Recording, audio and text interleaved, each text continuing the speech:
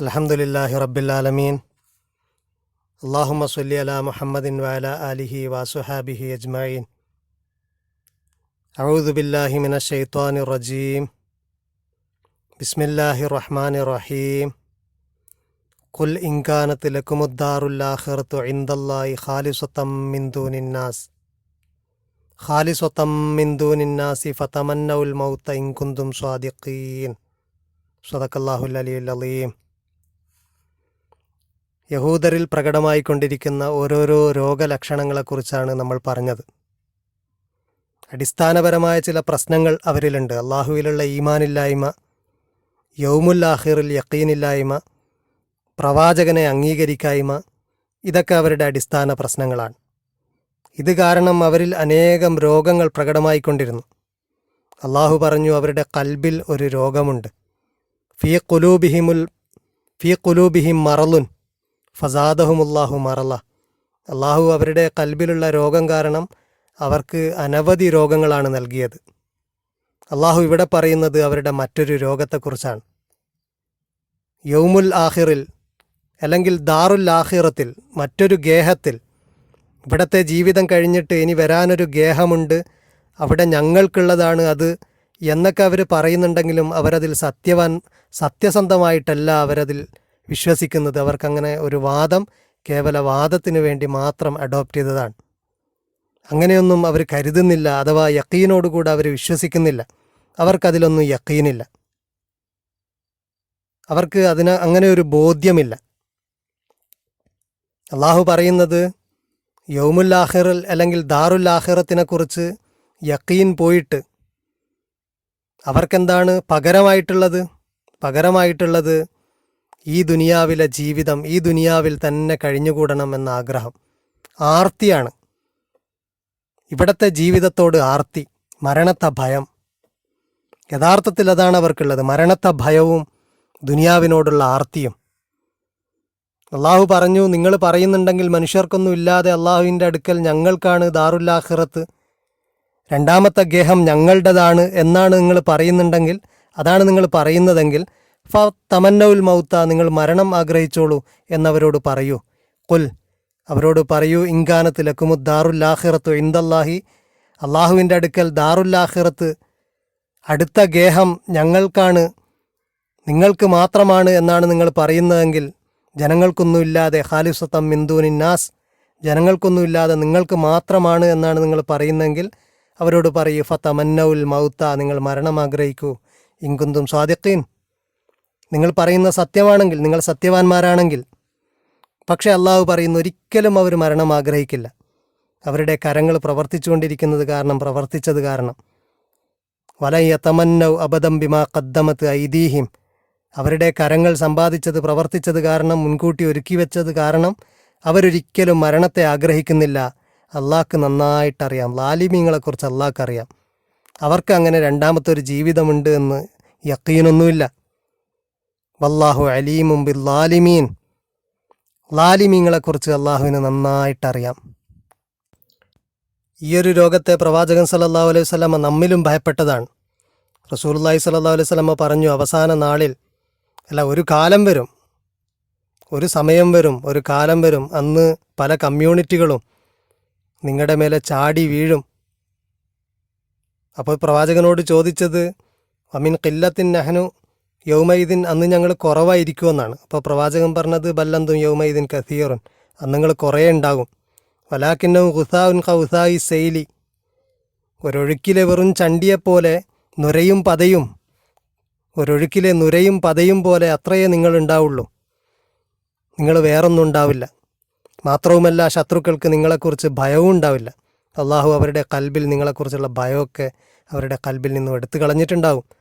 വല എൻസി അൻ അള്ളാഹു മിൻ സുദൂരി അദുവിക്കും അൽ മഹാബത്ത മിൻകും, നിങ്ങളെക്കുറിച്ചുള്ള ഭയം നിങ്ങളുടെ ശത്രുക്കളുടെ കൽബിൽ നിന്ന് അള്ളാഹു ഊരിക്കളഞ്ഞിട്ടുണ്ടാവും.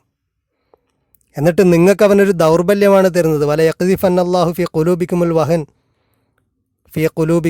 വഹൻ, ആ വഹൻ എന്താണെന്ന് ചോദിക്കപ്പെട്ടപ്പോൾ പ്രവാചകൻ പറഞ്ഞു, ആ ദൗർബല്യം ഹുബ്ബു ദുനിയ വ കറാഹിയത്തുൽ മൗത്ത്, ദുനിയാവിനോടുള്ള പ്രേമമാണ്, സ്നേഹമാണ്, ആർത്തിയാണ്.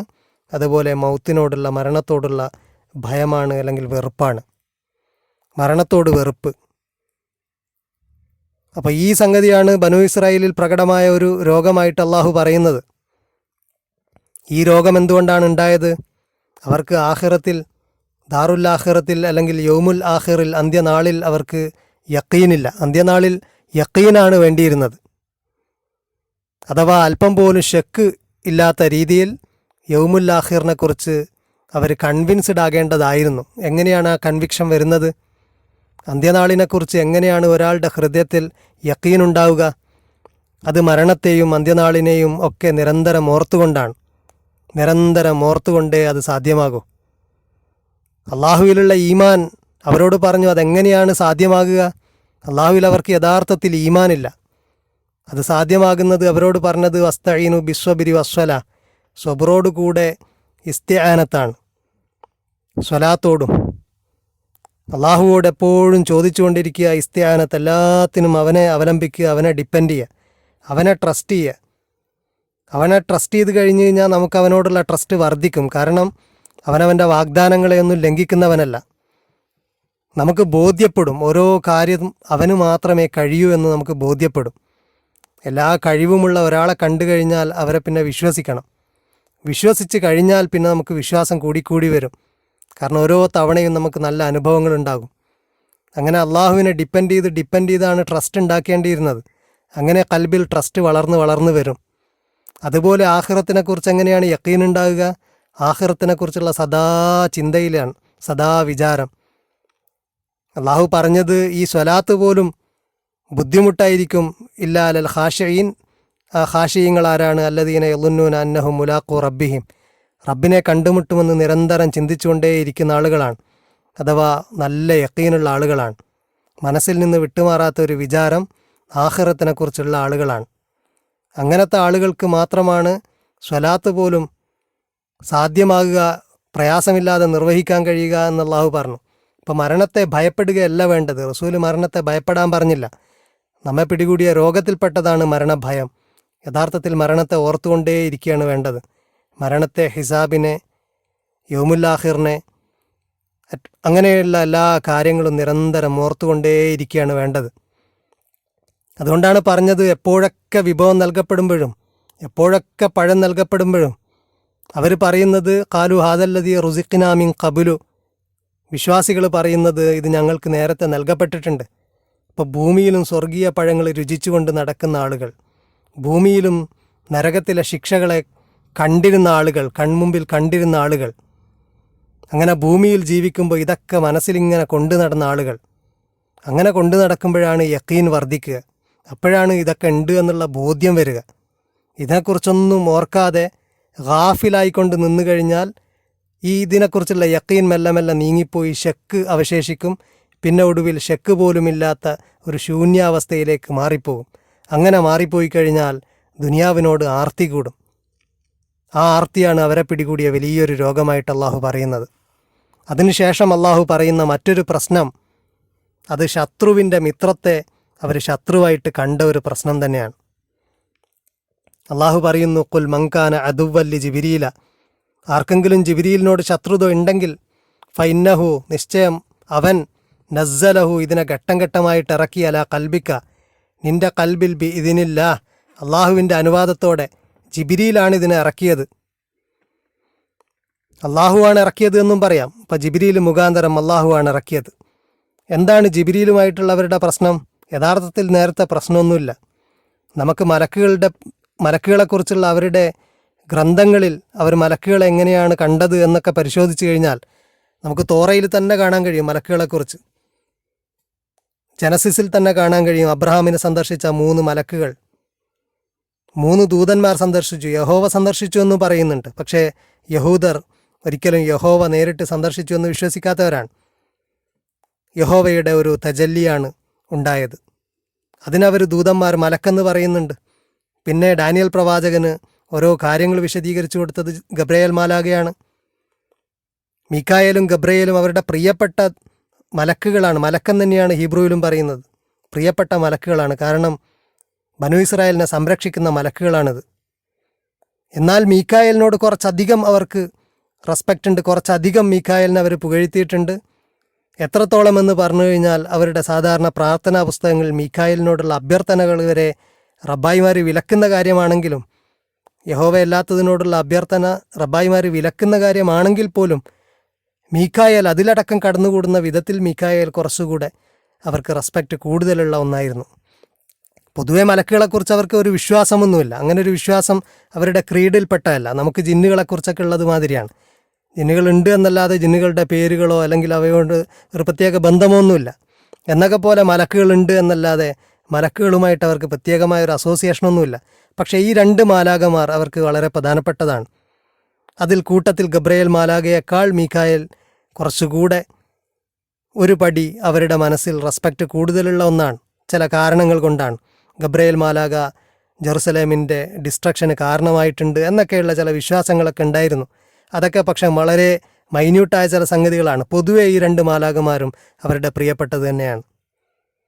എന്നാൽ മുഹമ്മദ് ഗബ്രയേൽ മാലാക എൻ്റെ അടുത്ത് വരുന്നുണ്ട്, ജിബ്രീൽ വരുന്നുണ്ട്, ജിബ്രീലാണ് വഹി നൽകുന്നത് എന്നൊക്കെ, ജിബ്രീലാണ് ഇത് ഇറക്കുന്നത് എന്നൊക്കെ ഖുർആനിലൂടെ തന്നെ നിരന്തരം പറയുമ്പോൾ അവരവരുടെ ആളുകളോട് പറഞ്ഞത് ജിബ്രീൽ അങ്ങനെ തന്നെയാണ്, ജിബ്രീൽ പറ്റിക്കും, ജിബ്രീൽ നമ്മളെ ചിലപ്പോൾ ചില ഘട്ടത്തിൽ കൈയൊഴിഞ്ഞവനാണ് എന്നൊക്കെയുള്ള രീതിയിൽ ജിബ്രീലിനോടുള്ള ഒരു ശത്രുത വളർത്തിയെടുത്തു എന്ന് നമുക്ക് മുഫസ്സിരീങ്ങളൊക്കെ പറഞ്ഞതൊക്കെ കാണാം. ജിബ്രീലിനോട് അവർക്ക് ശത്രുത ഉണ്ടായി. അവർ വെറുതെ പറഞ്ഞു പരത്തി.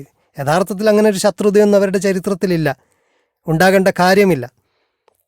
പക്ഷെ ഇങ്ങനെ ഒരു സന്ദർഭം വന്നപ്പോൾ ജിബ്രീലും അവർക്ക് പ്രശ്നമായി.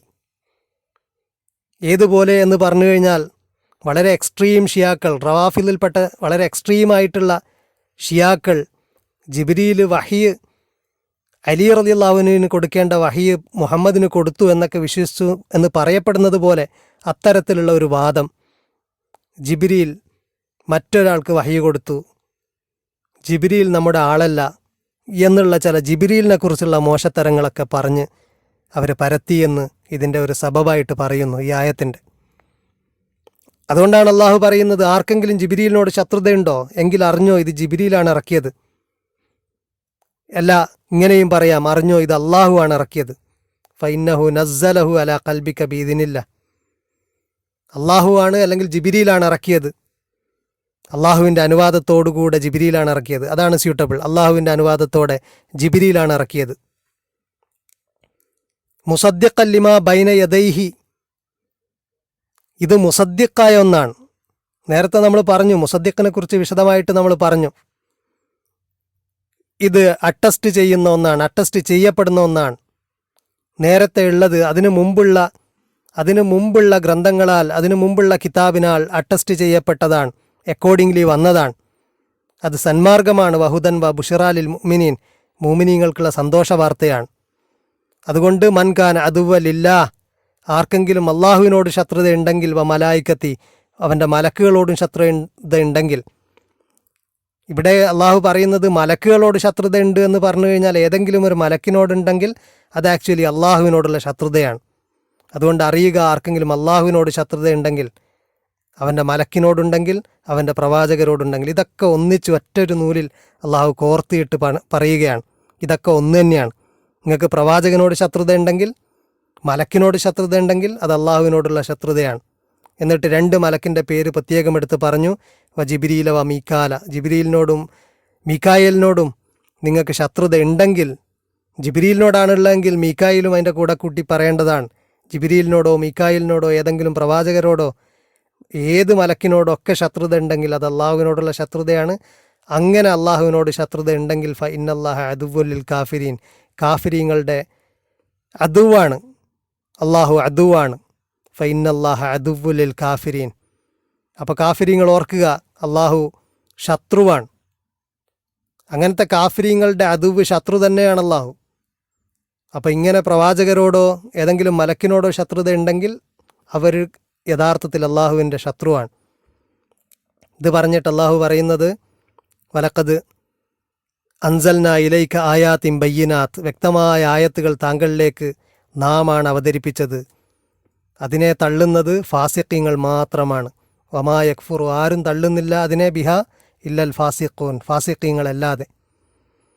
ഇത് പറഞ്ഞിട്ട് അവർ ചെയ്ത മറ്റൊരു സംഗതി കൂടെ പറയുകയാണ്. അള്ളാഹു അവരോട് കരാറൊക്കെ ചെയ്തപ്പോൾ കരാറൊക്കെ പിറകിലേക്ക് വലിച്ചെറിഞ്ഞ് അവർക്ക് ഒരു റസൂൽ വന്നപ്പോൾ, ഈസാ അലൈഹിസ്സലാം വന്നപ്പോൾ അവരെന്താണ് പ്രവർത്തിച്ചത്, അവരെന്തിലേക്കാണ് തിരിഞ്ഞത്, അള്ളാഹിൻ്റെ കിതാബൊക്കെ പിറകിലോട്ട് വലിച്ചെറിഞ്ഞിട്ട് അവരെന്തൊന്നിലേക്കാണ് പോയത് എന്നതാണ് അടുത്തത് പറയുന്നത്. ഇൻഷാ അള്ളാഹ് നമുക്ക് വിശദീകരിക്കാം.